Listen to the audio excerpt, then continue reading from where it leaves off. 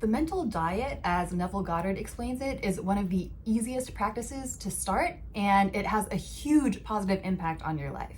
It essentially involves filtering the thoughts that go through your mind and ensuring that no junk ones stick around. Just a few years ago, I had a horrible mental diet. All my thoughts were self-critical, hateful towards other people, and miserable about life. And my life was miserable. By using the mental diet, though, and really paying attention to the thoughts that were hanging out in my head all the time, I was able to shift my mindset and really vastly change my life for the better. So in this video, I am going to dive into the concept of the mental diet as Neville Goddard frames it and give some practical examples of how to make it work for you in different areas of your life. In his lecture on mental diet, Neville Goddard says, "If we do not like what is happening to us, it is a sure sign that we are in need of a change of mental diet." If you've noticed some things in your life aren't going the way that you'd like, you might also notice that your mental diet, your mindset around those areas isn't super supportive. Like if you're looking for love, are your thoughts about how lonely you feel and how there's nobody good out there? Or are they about how nice it is to be in love and to be with someone who's in sync with you, and how fun it is to hold hands when you're walking and, stay up late at night talking? Or are you focused on the other stuff, how hard it is? If you're looking for a job, are your thoughts mostly about how tough the job market is and how there's nothing good out there? Or are they focused on the salary you want, the kind of work that you want to do, the type of coworkers that you want to have? Just like when you are doing a food diet, you pay attention to the stuff that you're eating all day. With the mental diet, you pay attention to the thoughts that you are letting into your brain all day. You notice the junk ones and you cut them out. You don't allow them to stay. This aligns with Neville's teaching that your thoughts create your reality. So of course it makes sense that you would want to ensure that the thoughts that are circling around in your brain all day are things that you actually want to see in your life. There's another Neville quote I love in Awakened Imagination that is, "Become a drinker and an eater of the ideals you wish to realize." This means feeding your mind with your goals, your desires, outcomes that you want to happen, and staying in this space and this mindset as much as you can throughout the day. Because just like again with the food diet, if you are eating a healthy breakfast in the morning and then you crush candy and chips the rest of the day, that healthy breakfast isn't really going to have a huge impact. So the idea here is that you keep up with your mental diet, you pay attention to the thoughts all day long, and yes, it can be annoying, but feeding your brain with just the thoughts of things that you want to see happen helps ensure that those things actually do, and that you're not feeding the opposite of what you really want. The mental diet also extends to things that you're taking in throughout the day. Like if watching the news makes you feel really upset for hours, that is tainting your mental diet. And so you should avoid watching the news. Or, if you really want to know what's going on, just take it in and then leave it there. Don't carry it around with you throughout the rest of the day. This also means that if you have a friend or a family member and talking to them is super draining and it makes you feel bad, limit contact with that person. Part of keeping your mindset healthy is having boundaries with other people and boundaries with yourself as far as the kind of content that you're taking in all the time. Because all of this does play a part in having your most supportive mindset. And also when it comes to boundaries with yourself, if you notice that a lot of your thoughts are critical or self-loathing, you really need to make an effort to shift those thoughts. And I know that is easier said than done. It took me a really long time to do that, but I didn't have all of these tools, and I didn't start out with Neville, who I think puts things very straightforwardly, or at least his concepts are straightforward. Changing negative thoughts can be really hard if they've become a habit, because humans seek comfort because comfort means safety. And if the thoughts that you've been thinking even if they are not supportive for your best life, even if they're negative and actually harmful in the long run, once we are used to thinking them, our body sees them as safe because they're comfortable. Those neurotransmitters get used to firing together, and we get used to the hormones and the chemical concoction that arises from those thoughts. That becomes safe to us. So it is truly arm wrestling with your brain and your body to make a change, but you really can do that because you are the one in charge. And the mental diet is a good framework to do that because it lets you objectify your thoughts a little bit more, so you can remove yourself from them. And if you think of them as little like sips of drinks or little bites of food, then it kind of makes it easier for you to take a step back and take control over them. So yes, the first step is noticing what junk stories are circling in your brain and taking up real estate, and essentially kicking them out and replacing them with tastier thoughts that support your goals and your desires. One way that Neville suggests we can slip into improving our mental diet is by repeating an affirmation or a phrase like, "Isn't it wonderful?" or "Thank you, thank you, thank you," into our mental conversation, which he calls the lullaby method, because you just condition your brain, just like it had become conditioned to the negative thoughts over the course of however many years or whatever the case may be. You slip in these little phrases, you get your body and your brain used to them, and then they start to take up residence and they become more and more familiar, and they carry an energy of gratitude and appreciation with them that kind of like greases the wheels so that you can start feeling more of these feelings and thinking more of these thoughts. It starts feeling more natural. Isn't it wonderful? Thank you, thank you, thank you. You just find little occasions to use these phrases, like, say that you got something delivered for dinner and it is so amazing. You could say, "Isn't it wonderful?" You could also say, "Thank you, thank you, thank you." Or let's say that someone was really nice at the grocery store. You had one thing and they had 100 and they let you go in front of them. "Thank you, thank you, thank you." Phrases like these I like to think of as little like appetizer thoughts for the mental diet that help stimulate your appetite in a more positive direction. And it is, like I said, it can feel like arm wrestling your brain and body, but slowly but surely you get there. And just like when you're changing your food diet, your gut microbiome actually starts to change because it gets used to the new healthier items that you're now eating regularly. It stops sending out cravings for the junk food that you used to eat. So once you start conditioning your mind to get used to digesting these healthier, more supportive thoughts, your brain and body will eventually stop, crying out for those comfortable negative thoughts to return. And they'll start craving more and more of those healthy, supportive thoughts. One thing that I did to arm wrestle my negative thoughts out of the picture was, I would just pump my brain full of positive affirmations on Spotify or on YouTube, truly on repeat. I would just drown out sometimes the habitual negative thoughts because that was the only way that I could, stop them.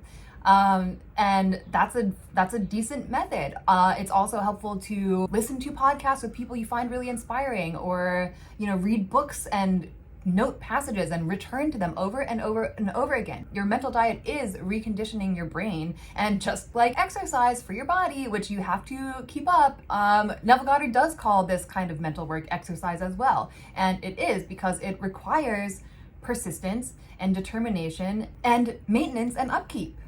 For me, the money mindset was the absolute hardest to change because I had conditioned myself to feeling poor for decades, like probably 20 years. And that wasn't without good reason. I really didn't have any money during that time.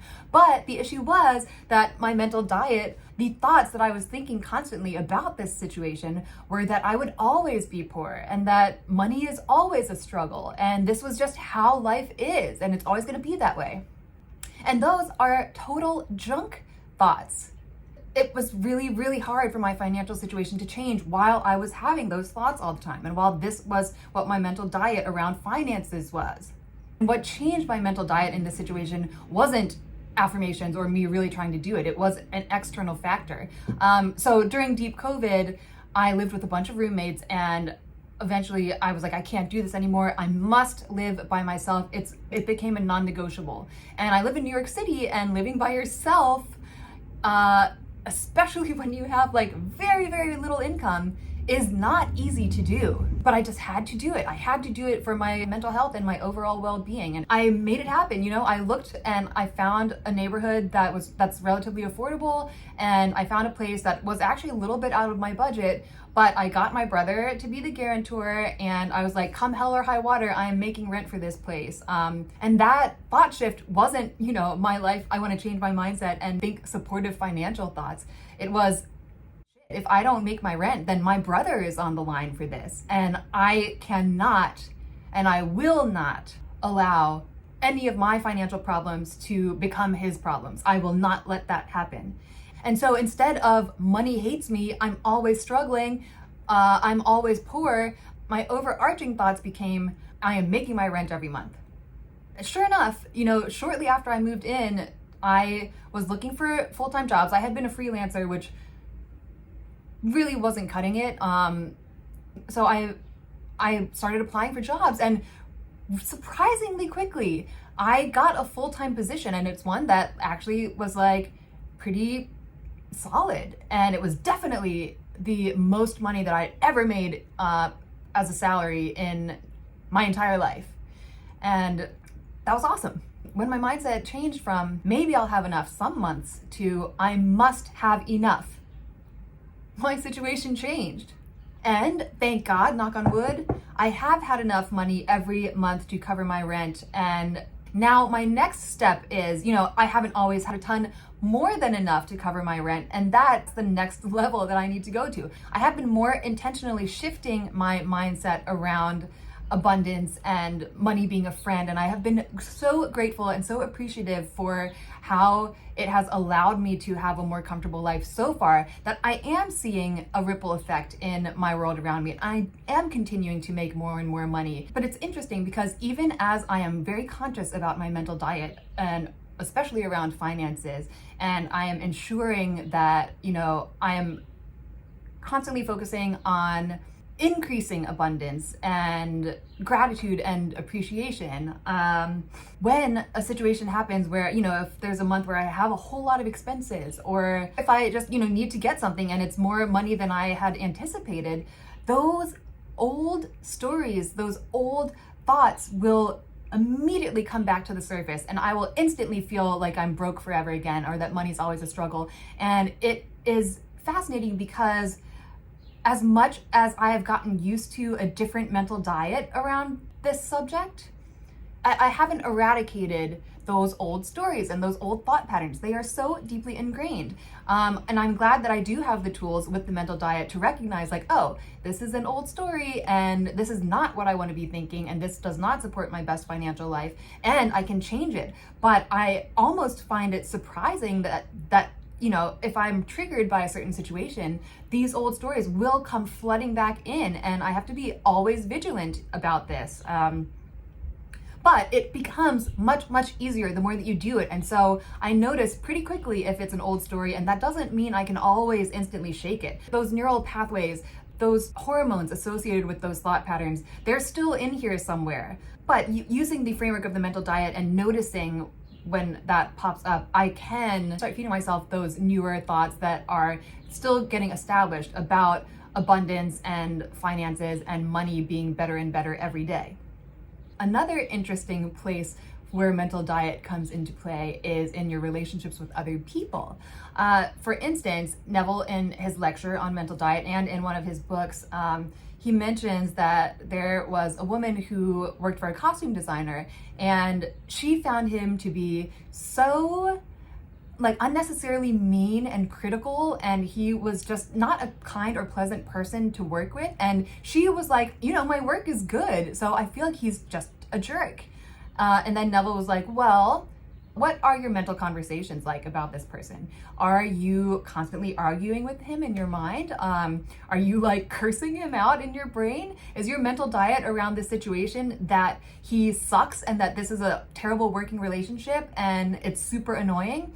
And she was like, actually, yes, those are the thoughts that I'm having about this guy in my head. And he, encouraged her to make a real effort to change, to stop arguing with him in her mind, and to instead, imagine a pleasant working relationship and hearing him say the things that she would love to hear him say about her work, complimenting her. And sure enough, according to Neville, this actually transpired in reality. And I do find that when you are arguing with someone in your head, or you are just like so mad, you're like cursing them, and we've all done it, I feel like it charges the energy between you all. There is an interrelational field that exists between people. And when you are feeding that field, that energy, with arguments and nasty comments and insults, when you see each other in person, that energy is there. And it makes it so much more likely that those kinds of situations will play out in reality. So it's really cool, and I have had great effect with using mental diet in my relationships in my head, in my conversations in my head with, family, friends, or anyone that you might sometimes experience friction with.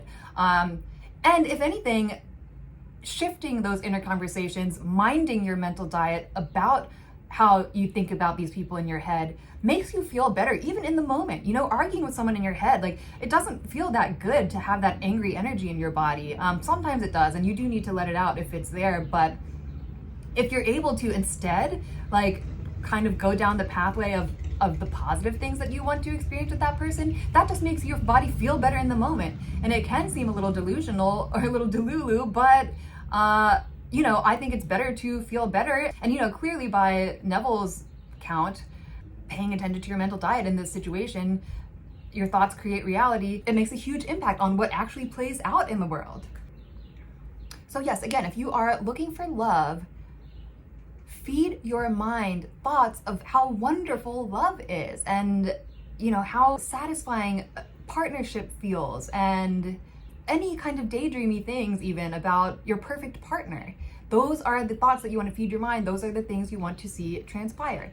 If you are struggling with money, really, really try to find something to feel grateful for and appreciative that you've bought for yourself, or how the times that money has been your friend. And if your current reality makes it tough, take care of your bills, but also recognize, as per Neville, that the current situation right now is just your old mental diet playing out. Your new reality starts happening from when you start shifting your thoughts, and that new reality will soon play out in the physical world around you. Keeping up with your mental diet isn't always the easiest thing in the world, but it is so worth the effort. And it's something that can be done. You do have the control here. Once you get in the habit of it, you'll want to keep it up, because your life gets so much better when you are eating and drinking the ideals that you want to see in your life. Navigating life with a supportive mindset is one of the absolute best things that you can do for yourself, for your overall well-being. I lived it. If there are some areas of your life that you could use a little help with, some appetizer thoughts, or shifting things in the direction of your goals and your desires and your outcomes, leave a comment. Or if you have experimented with mental diet and found success or not, also leave a comment. I'm very curious about people's experiences. And if you're interested in mindset shifting tips and practical techniques, including Neville Goddard and beyond, give me a follow, because I'm exploring this stuff all the time, and I am passionate about it because changing my mindset absolutely improved my life a million times, and I want other people to be able to experience this too. You can do it. You are in control. Long-winded way of saying give me a follow if you like it, and I'll see you all next time.